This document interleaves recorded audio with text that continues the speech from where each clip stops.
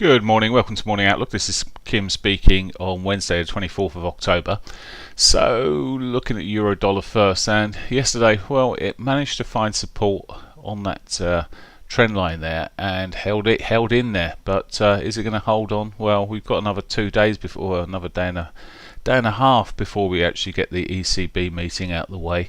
In the meantime, the Italian job seems to be dragging on there in terms of comments going backwards and forwards, and there doesn't seem to be an early resolution of that. Brexit's still lingering. It's none of which is helping obviously the euro do too much apart from consolidate here at the moment. So as we come down the time frames where you can see the consolidation we're sitting in here, there is some potential for a breakdown at some point, but it's such a pinch between the pivots now. So the pivots actually, the R1S1 is around about the range of yesterday. Well, the depth of the overall depth is the total range of yesterday. Maybe if it can break that 60-minute 50, we could be running back towards the R1, but I'd rather be on the short side of anything, which doesn't leave me very much unless we start seeing a proper breakdown. So it's going to be a more awkward day, I would suggest, with the euro at this moment, but maybe, as I say, on the upside 60-50, but I am looking and thinking still more potential downside. So that's where I'd rather be. Maybe if I come out to this sort of 4-hourly, I'd sort of look at this and think, well, maybe the weekly S1's an opportunity and would give some half decent points, but it need to hold it into tomorrow most likely. In which case we got the risk then of the ECB meeting, so not looking great at the moment.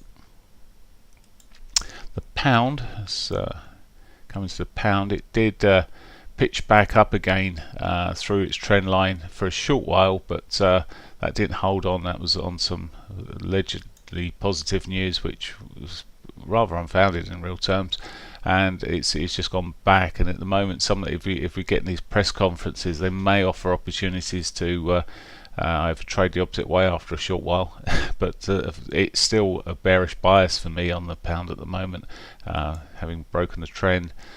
Looking at the 60-minute here again, it's you could throw a coin to which way this is going today. My preference is to the downside with a downward trend here. It's hit the daily pivot.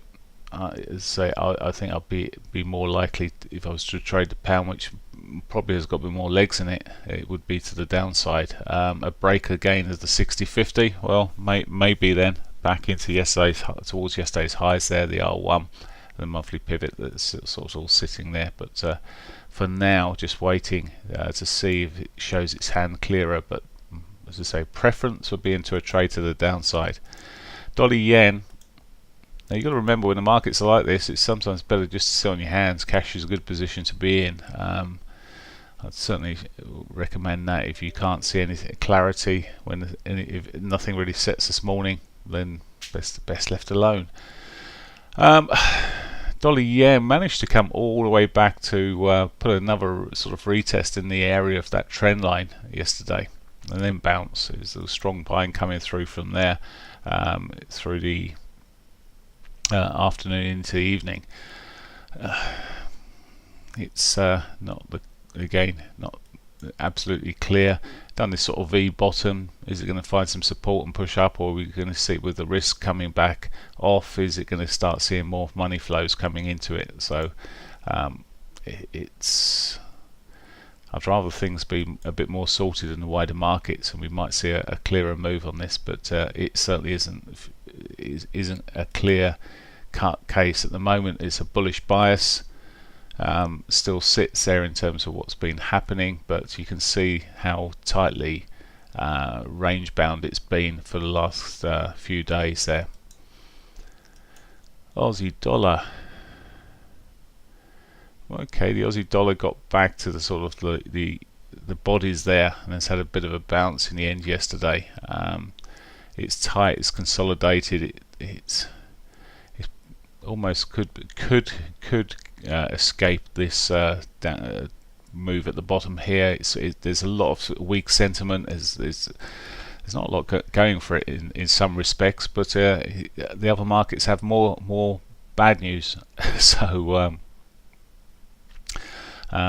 perhaps it's got some opportunity, but my preference is to again to the downside with it at the moment, the way it's been shaping up.